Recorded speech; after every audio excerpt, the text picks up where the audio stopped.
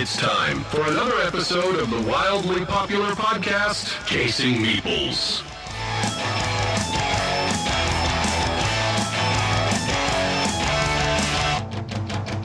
On today's show, Chris and Angie review After Us, the game where you guide your tribe of apes to be the pinnacle of collective intelligence in a post-human world.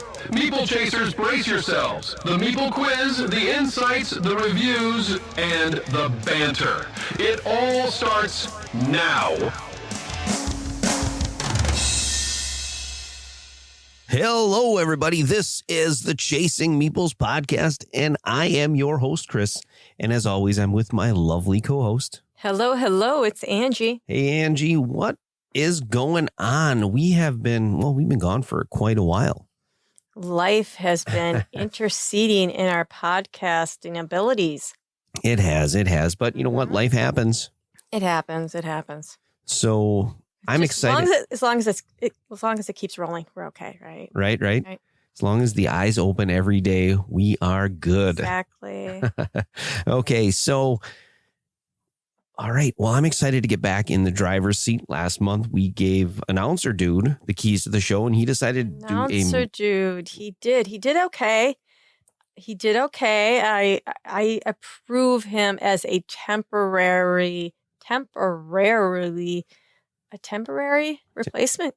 Yeah, temporary replacement. I think he did a very good job picking some good Meeple quiz memories, I guess, if you want to call it that, okay. Right? Yeah. The best of the Meeple quizzes, in his opinion. And he picked some pretty good ones. I think he did. Listening back to that episode, I actually laughed a little bit. There was some giggles, yeah. There were some giggles in there. So I would like to apologize ahead of time. I've got a little bit of a stuffy nose. Nose. So if I sound a little bit nasally, it's because I've got a stuffy nose, and I will do my best to stop doing that. Yeah, the cold that I had, I was pretty wiped out when it came time to record the Game of the Month video. Yes, you were. So I did that on my own with very bad video.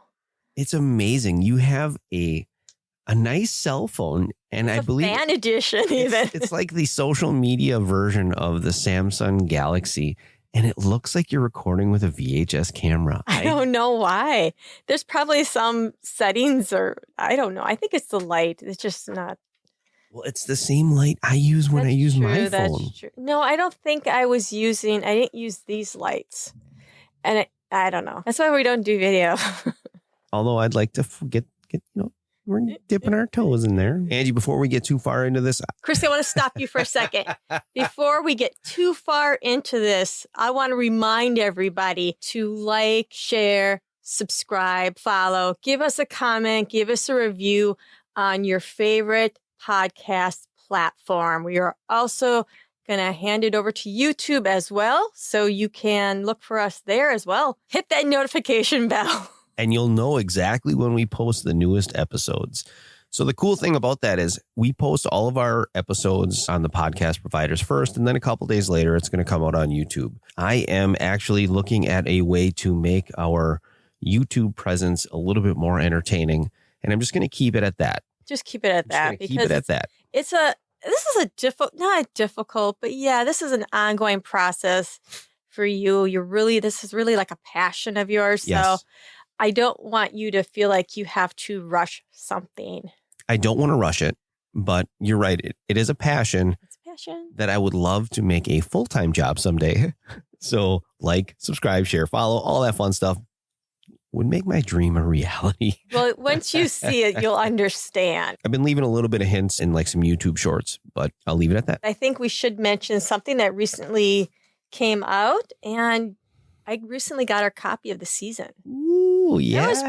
That was pretty exciting. I opened it up, even though I knew who it was from when I saw Dinky Board Games on the label. Yeah. So I ripped it open anyway. Sure. Just because I wanted to see it, because right. It was so neat being part of that as a prototype, so that when we actually got the actual game, because actually we got it and it didn't have a board game cover. It didn't have a box. Yeah. So it actually like came in the same type of box that originally we received it in. So yeah, it was neat to see that. So we're going to actually crack that open and play tonight. Yeah, it was really cool to see something that we had a part in the Kickstarter. Yeah. That was our first opportunity to help with a game. And it was cool to actually see the finished project. Yeah, to see it from the beginning to the end. There's something bizarrely, I don't want to say they use the word proud, but it was like I opened the box and I showed Pam and I said, look at here, this is that game. You remember what I was talking about? I showed you that video. This is it. Yeah. She thought it was very cool.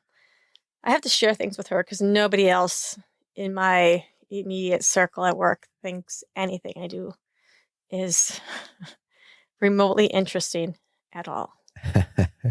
I'll tell them and they just get that blank look on their face. Like, I don't even get the, oh, okay, nice. They don't even fake it. I've got a couple people at work that I think are genuinely interested, but I think the rest of them just fake it. I really do.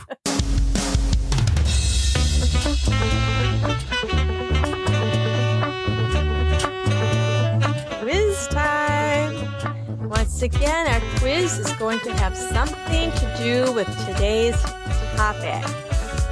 I was not going to redo this quiz because I had a quiz which I thought was really good, prepared, but we did at the last moment change tonight's topic.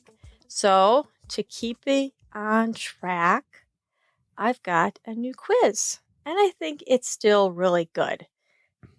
So today we are talking about what are we doing? What game are we reviewing? Tell everybody. Well, we're going to be reviewing the game after us. So the quiz is going to have to do with primates. Yes. Awesome. Something I'm totally familiar with. That's my jam. Well, it's not necessarily. Well, yeah, it has to do with primates, but this is entertainment. So we're going to say, first question, Chris. Each question is going to be worth 2 points. There's going to be a bonus question worth 3. So that will total us up to 15 points. Your possible max points is 15 points. Are you ready, everybody? Oh, everybody. Yes, everybody, because I know we have listeners from all around the world. So as you are traveling, I want you to think about these questions.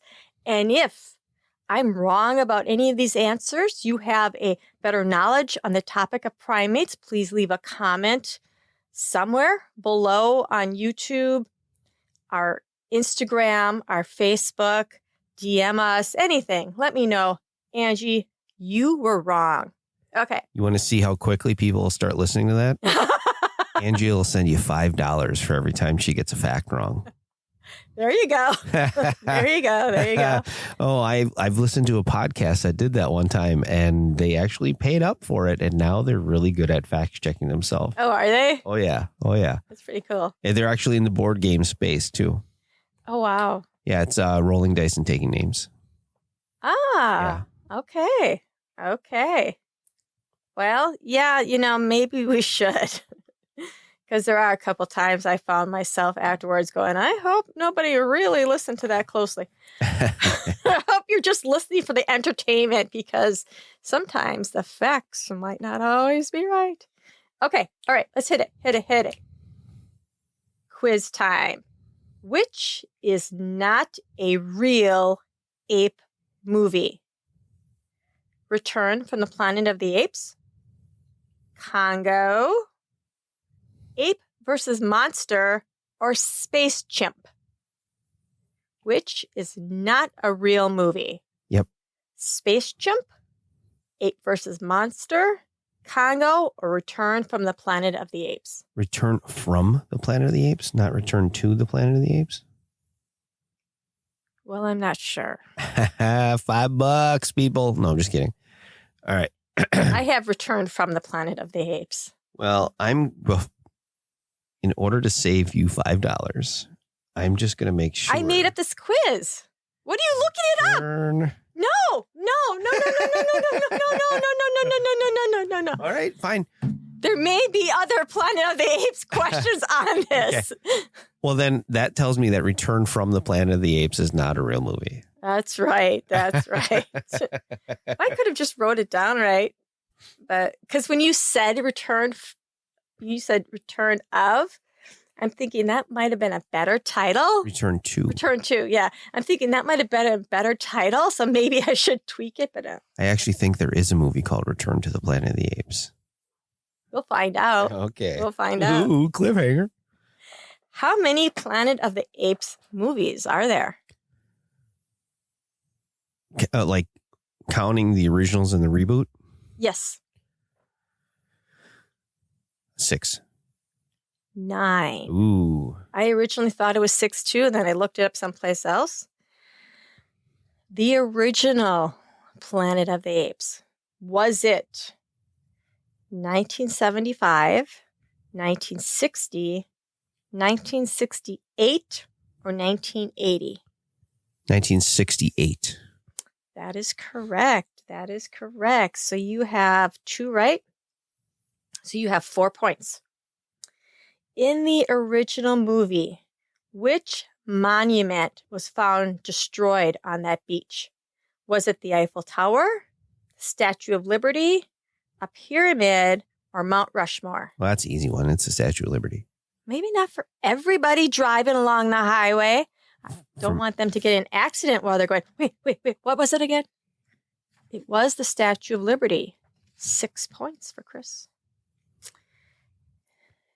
In chronological order. So that is a movie that would take place first, not the first one made. Oh my gosh. Thank you for explaining to me what chronological order is. Yes.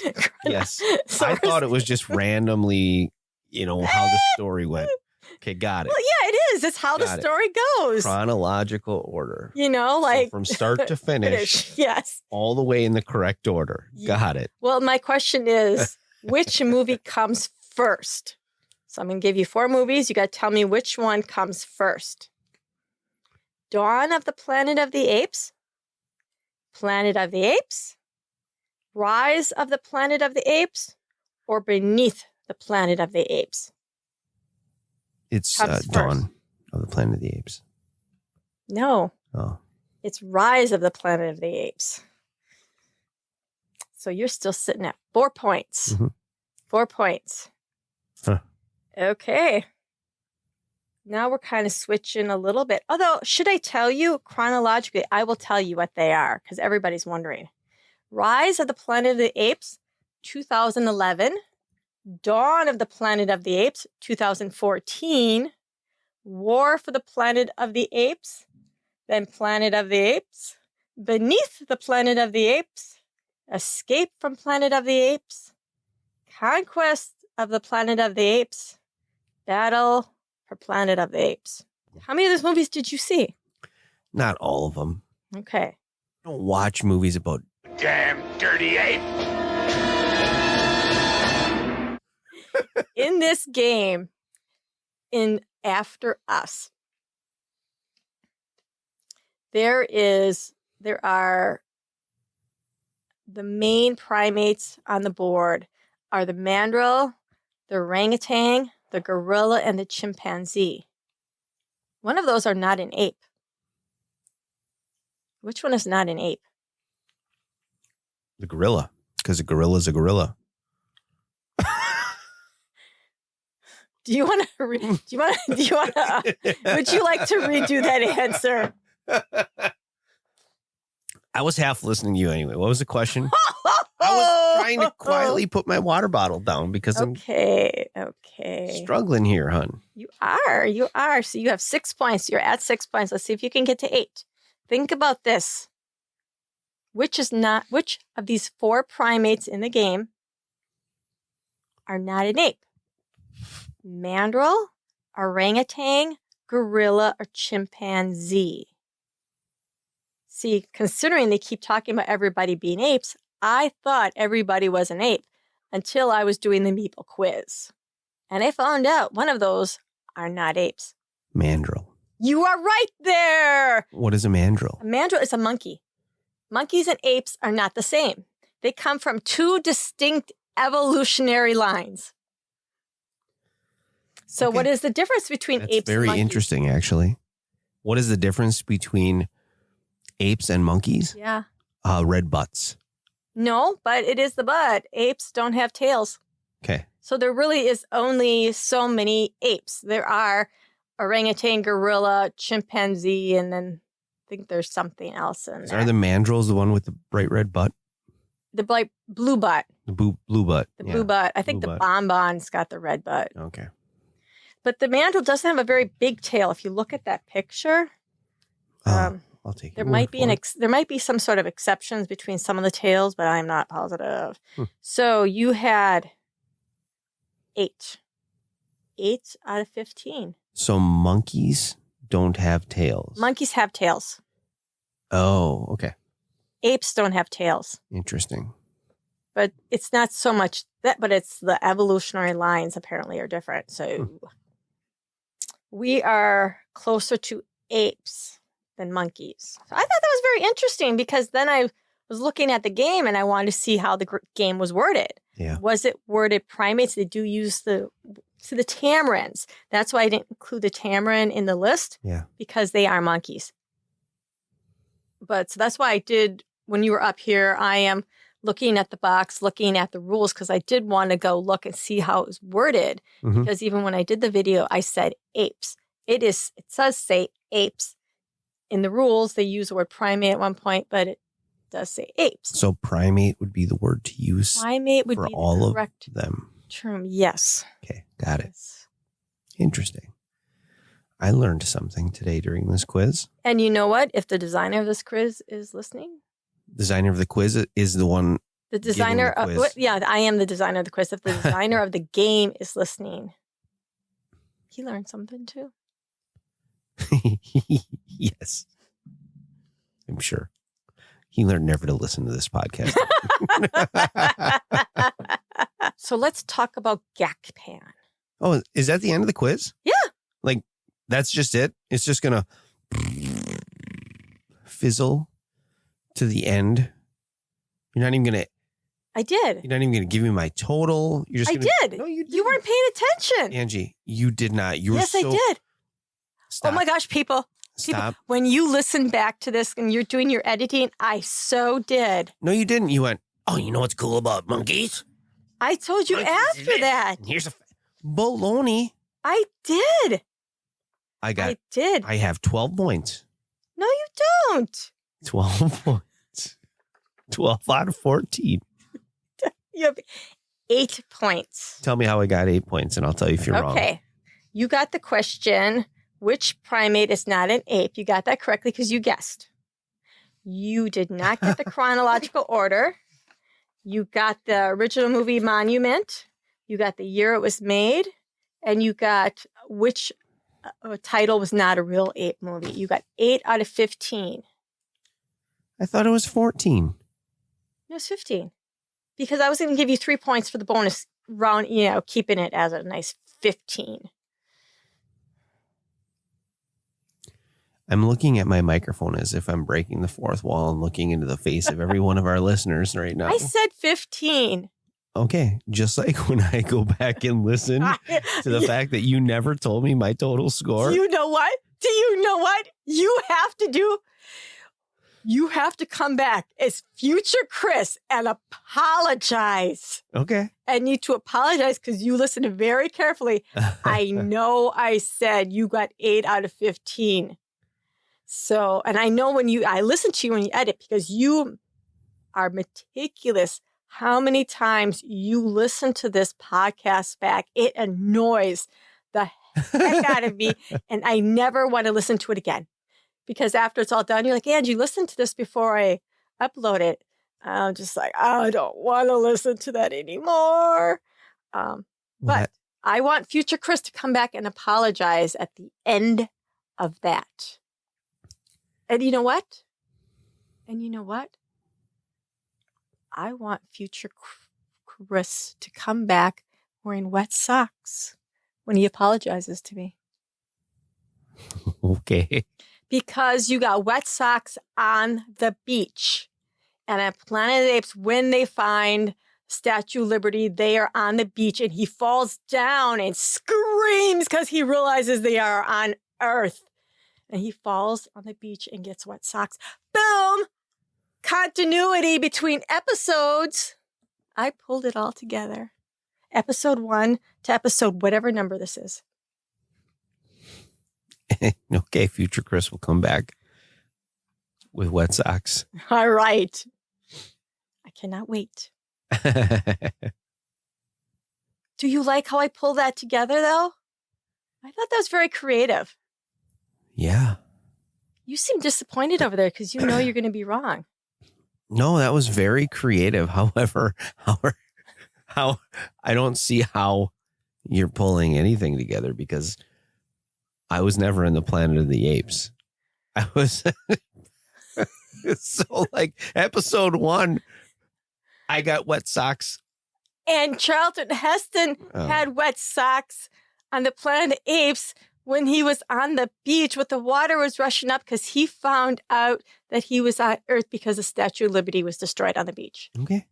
Sounds good. And you got destroyed on Discover Lands Unknown. Discover Lands Unknown. Because the wet socks on the beach. Gotcha. Yeah. Yeah, you're right. I am. You're just disappointed you didn't think of it first. I could see it. I could see the dismay in your face. Some might the rest of this episode is going to go downhill. Some might call it dismay. Others might call it I'm just sick. I'm trying to not like make gross sounds in the mic. You can call it whatever you want. So I've got 8 points. 8 out of 15. 8 out of 15. I guess I have to take it. You do.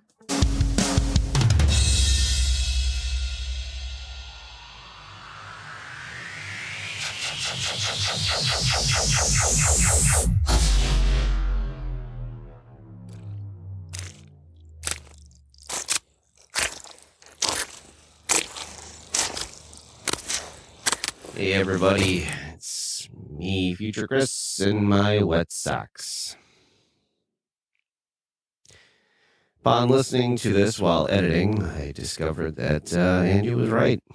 So here I am, wet socks. All right, now back to the show.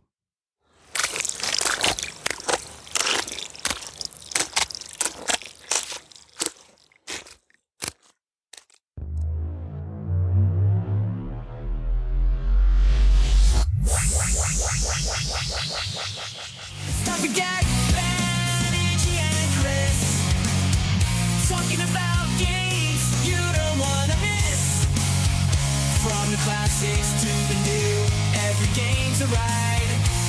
With Angie and Chris, you're in for a delight. Laughter and joy, and sometimes a fight. Join us as we tell you what we play at night. And now it's time to start. All right, it is time for GACPAN. And Angie, what does GACPAN stand for? For the listeners who have not listened to us before, I am so out of the game. I am so out of the game. So you're not going to be the golden voice of the episode. There's no golden voice tonight. No, there's not. GACPAN stands for Games Angie and Chris Played at Night. And Angie, what games did we play at night? Let's talk about last night. Okay, let's talk about last night. Last night actually started, last night was an adventure. Right? Yeah, last night we played for quite a while. Well, it did, but it was also a quest to get the game because we played about a month of questing. Lorcana. Yes. We played Lorcana, and we had looked for it, or you were looking for it when we were in Baraboo. Yeah, that's a great story. And so we're at Labyrinth Games in Baraboo, Wisconsin when we're on vacation. And we're in there, we're looking around, and that's a very nice game store. I'm just going to iterate here. It is a very nice game store. And I go to the gentleman behind the counter, and I say, hey, do you guys have any Lorcana? And while I'm talking to him, Angie walks up and says, it's not like we're going to buy it anyway. I was just like, what? The look on his face was priceless. Like, why are you even wasting my time then? So I'm like, I Angie. said I just want to see what everybody's talking about. I was like, Angie, I would have bought it. And you're like, oh, Really? Well, yeah.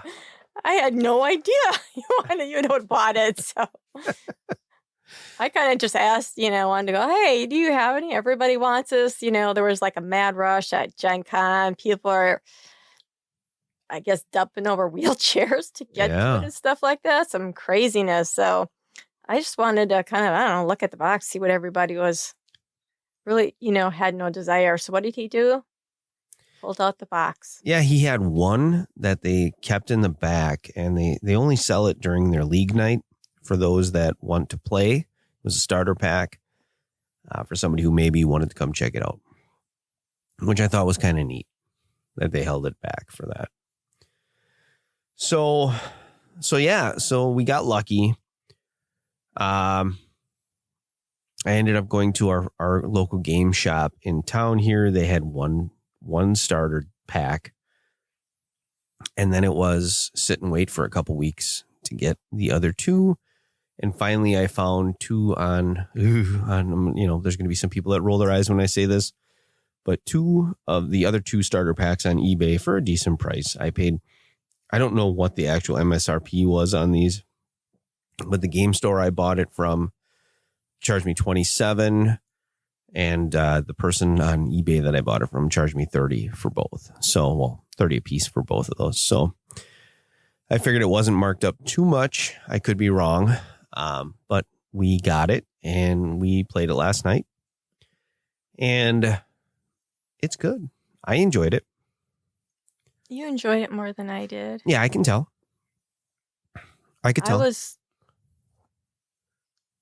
But it was and like burning I said, your brain. These are the starter decks. This was learning. There is one.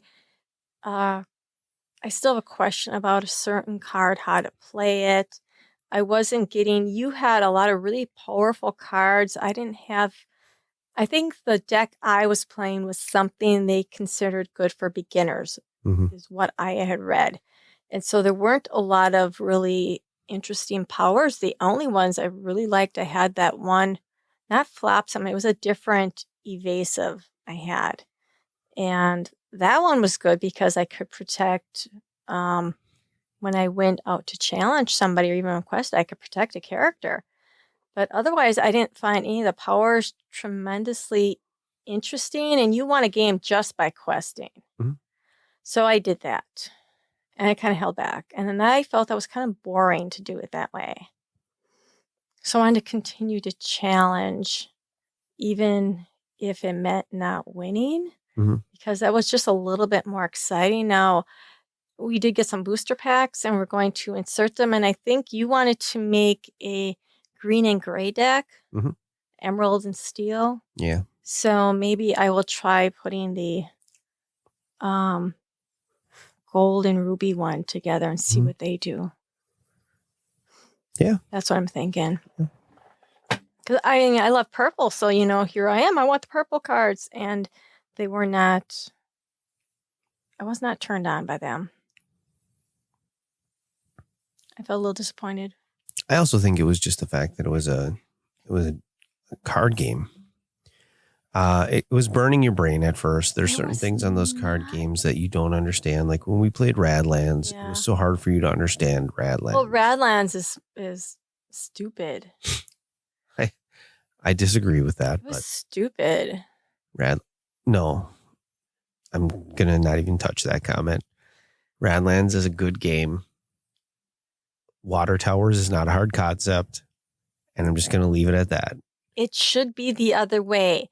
When you are hitting up a water tower, you are going to put it in your bunker and you're going to save it until you need it. You should be able to store water. Any good prepper knows store water.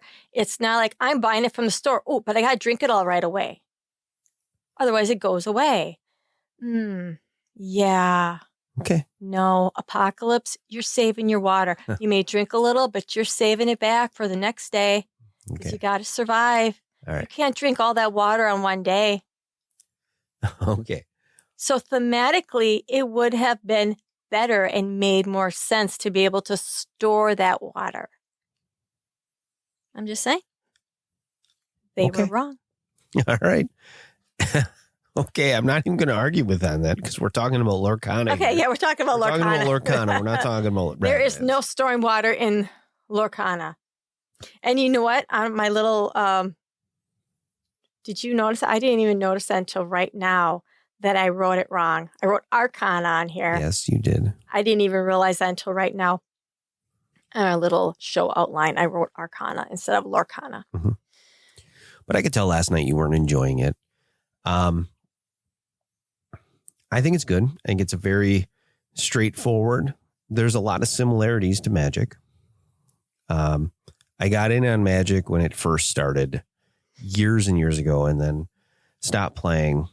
Instead of land, you have ink.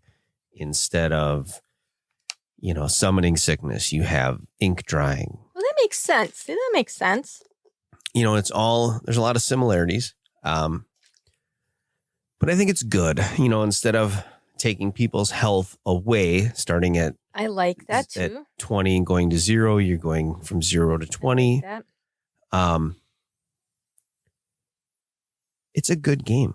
Now we're primarily a board game podcast, and this is technically not a board game, but it's part of our gaming hobby. I really want to play it more. There were tons of people that are board gamers that were talking about this, so I don't feel bad including it. Sure.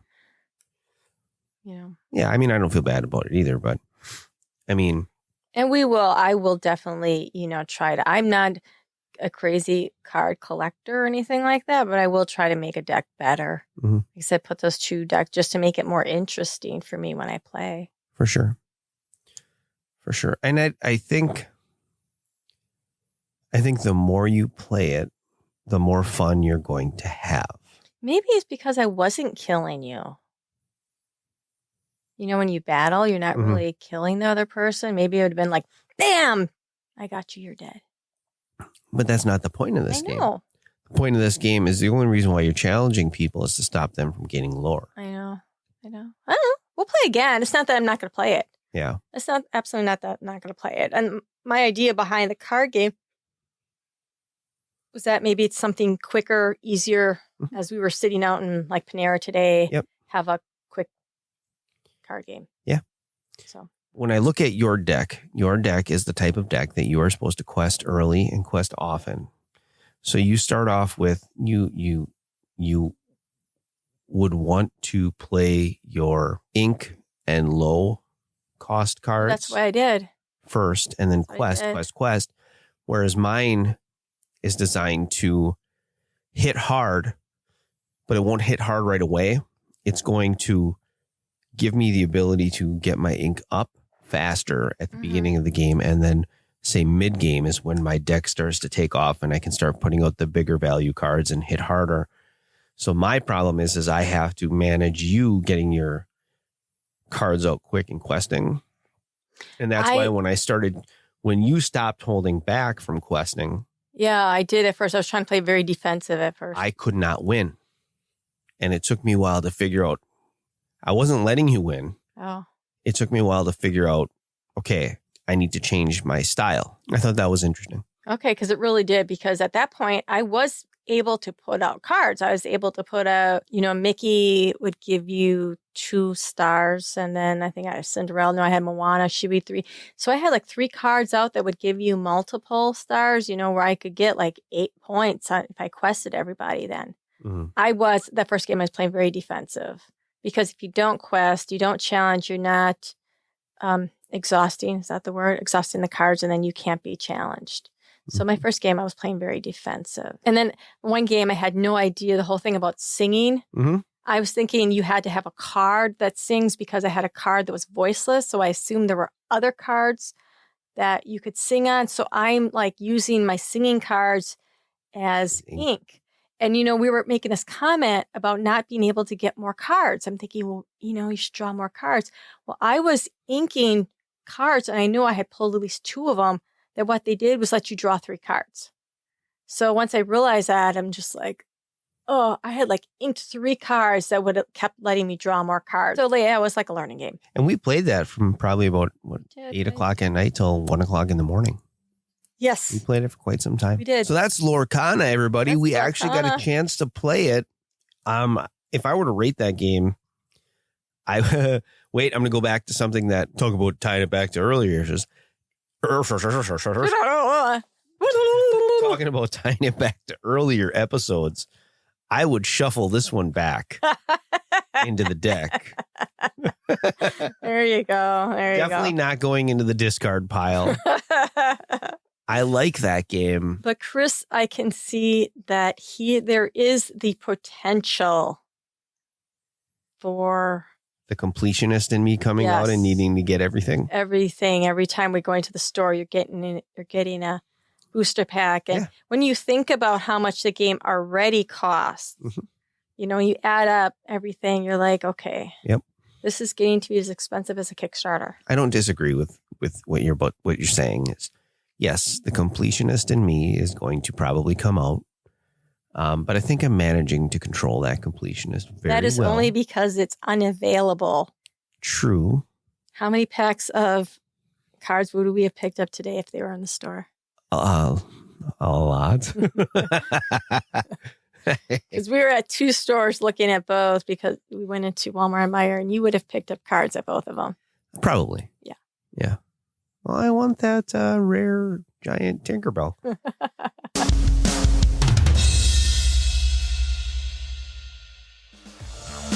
And now it's time for our feature review.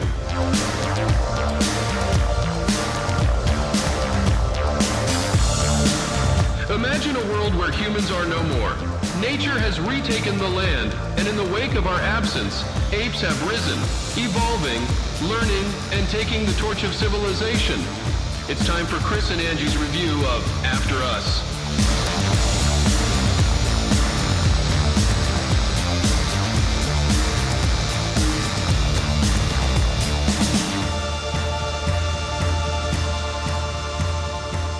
All right, everybody, we are going to do our feature review of the game After Us. So let me kick it off by describing the game and what you're going to see a little bit, especially if any of our listeners are not board gamers. So I want to give you a little bit of a visual. There is a main board that you're setting in the middle of the table, obviously, and your goal for this game is to score 80 points. So that is how you're going to win. First person to win 80 points is going to win. There are cards in the middle of the table. There are apes. There are mandrills, orangutan, chimpanzees, and gorillas in 2 different strengths. Each player is going to have a player board and a deck of 8 tamarin apes.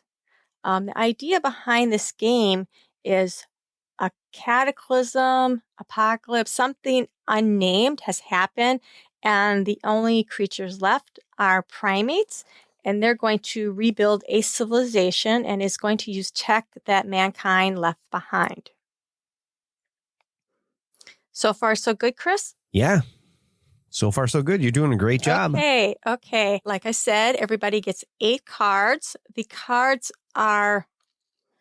Let's see, to give you a description of the cards, there is a value on the card. There are, in one corner, there's like a value. Another corner, there is a potential benefit that comes further down the line. But when you look at the card, the main part of the card has three lines. But in my mind, and the best way to explain it is if you're looking at a sheet of music, how you see a sheet of music, you see the lines across and you see notes. The card looks like that with 3 lines, and there will be cells or boxes that go across there. Some of them will be complete and some will only be open. So they'll only be half complete. You will take it as a deck builder. So you're going to take 4 cards into your hand, and this is your starting tribe. You will lay them before you on your player board. And you want to, the big strategy here is how you're going to arrange these cards because they are all different. When you connect the cards, you will be completing cells. So some of those boxes, the cells on the cards are open. And so when you lay them next to each other, they're going to close them. So you really want to look at what cards you are closing, because you're then going to activate them, and you're going to go in order from top to bottom, left to right, and then top to bottom, and you're going to activate each cell. Some of them, most of the time, you are going to be gaining resources, because there's resources that correspond to the different apes. So you're going to gain like a fruit or a nut. There is the ability to gain energy, which are denoted with batteries, and their points. And there is something called rage. There are a couple cells that have like a redo action, where you can redo another cell, which are always real nice, because there are some potential cells that can give you multiple points. And then if you get a card that lets you redo that, more points, better. Trying to race to 80 points. The more points that you can rack up during the game, the better. So after you get done with that phase of the game, you're going to choose, there are discs that are denoted with each individual ape. So you'll have one ape, a gorilla, you will have a chimpanzee, you will have a mandrill, and you will have an orangutan.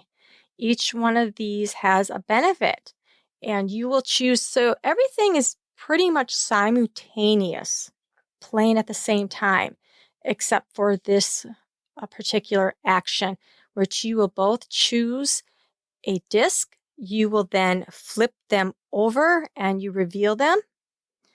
And very simply, if I got let's say I got the orangutan, I get the benefit, which was an energy or was a battery. I would take that, and then I can use that to purchase an orangutan. So you have to purchase the matching ape. The other neat thing, and I think this is why you're doing this simultaneous, because your opponent can pay energy in order to copy your disc. So if Chris had the one that gave points, I might decide to do mine, but then, spend the energy to also mimic what you did. So that's really the only thing in the game that you're doing head to head with the person that maybe you're doing a little bit of not a mind game with, but direct competition. And then after that is when you're going to purchase your ape or monkey. And so you need to use a certain amount of resources to buy the particular ape or monkey, and you put it into your tribe. A lot of deck builders, you put the purchase card into your discard pile, but with this one, you're going to put it straight on top of your deck. So it's going to come out on your next turn. And that's pretty much how you play. Yeah, really good explanation of the game. What I like about that game, so before I talk about that is, you didn't even know that game was a thing. I didn't. I did hear people were coming back from the UK Expo, and they're like, oh, I played this game. Yep. I brought this game back. It's cool. And then it kind of went, oh, okay. And then it showed up at the house. The house. So I had that game pre-ordered a long time ago. Did you really? I know you mentioned something about it, but it was still one of those, So what drew me in? Why is it pre-ordered?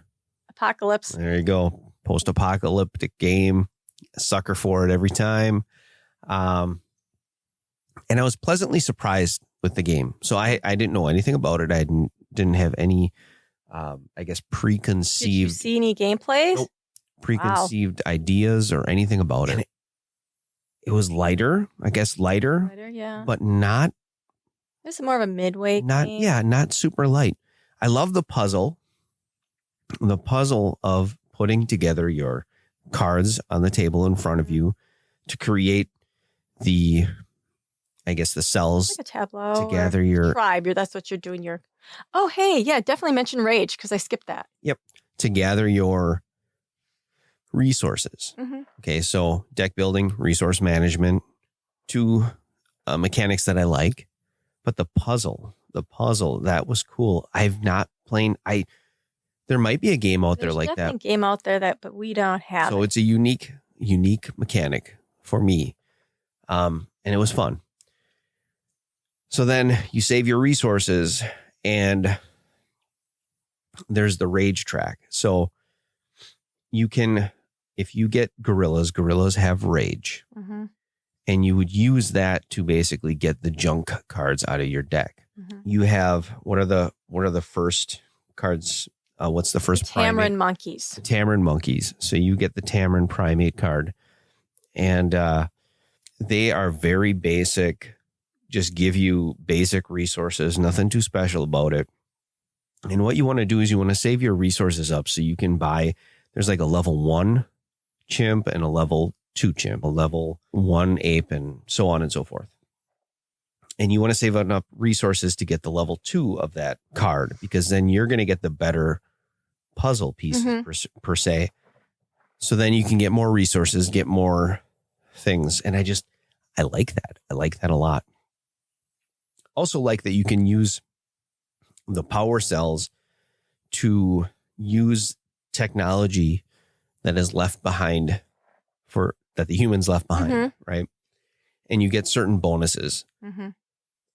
I think that's pretty novel. Overall, I don't think there's anything that I could really say I don't like about this game. Mm-hmm. I like the theme. I like the art. I mean, Vincent Dutrait.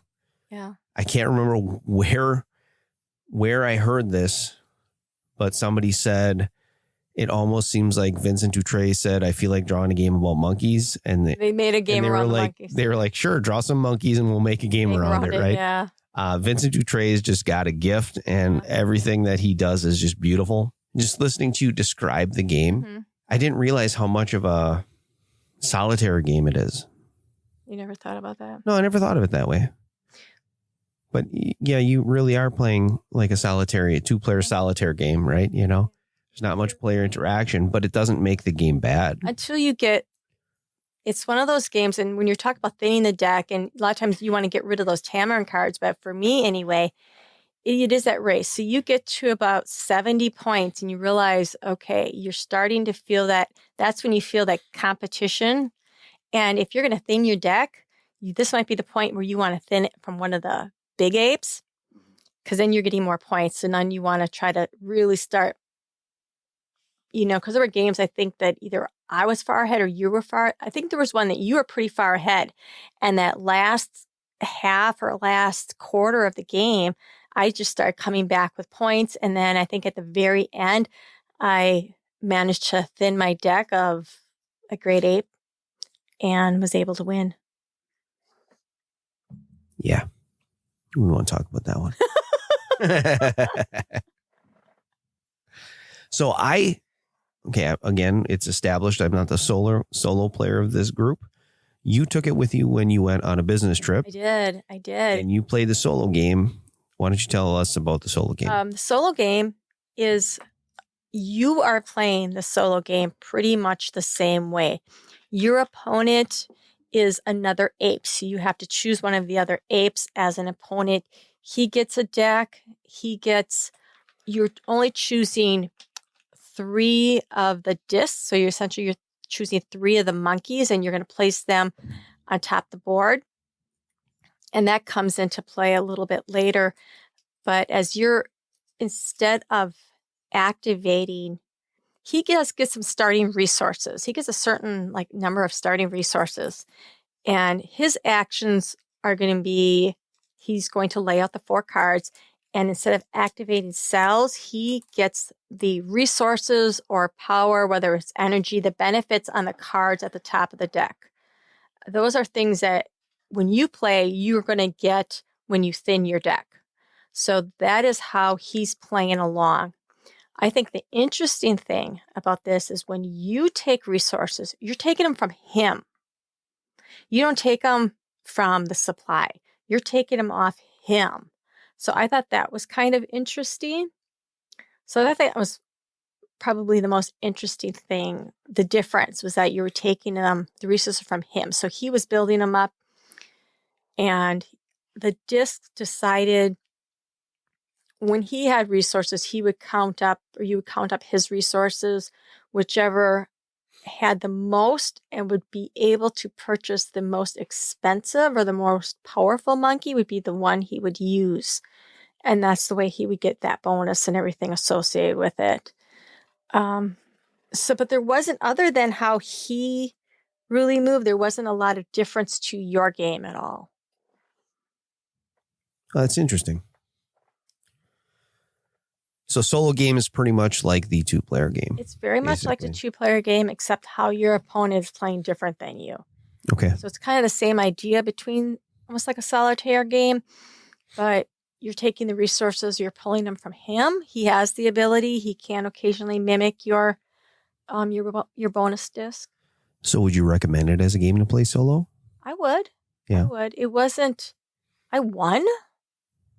So I don't know if that's a bad thing, because you do want some of a challenge when you're, when you play, but it's different for a solo game. I think the way he works is different. So I would definitely, if you have the game, try the solo.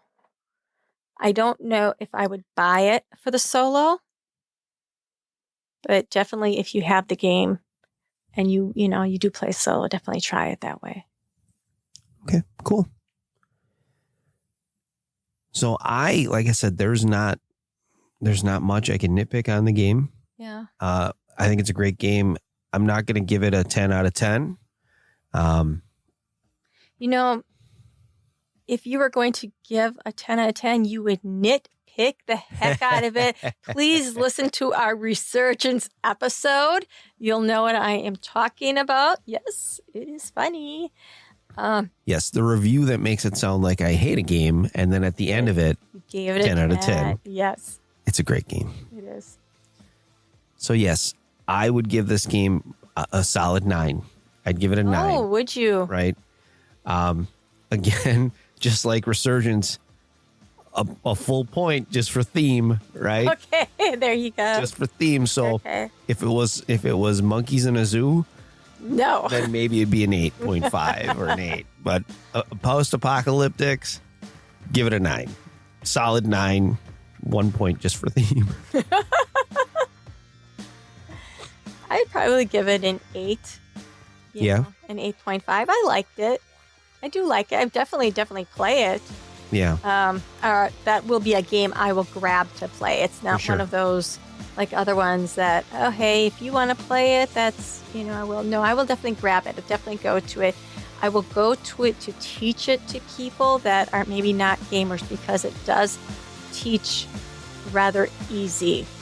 And mechanics are pretty simple. It's not overly complicated. So I think that way it would be a good game. Somebody that's new to the hobby, maybe. I agree. Okay. All right. And that is After Us. Well, Angie, I think it's about time to wrap up this episode. Hopefully I'm feeling better the next time we record another one, so I'm not over here muting my microphone and making gross sounds. No one wants to hear you make gross sounds. Well.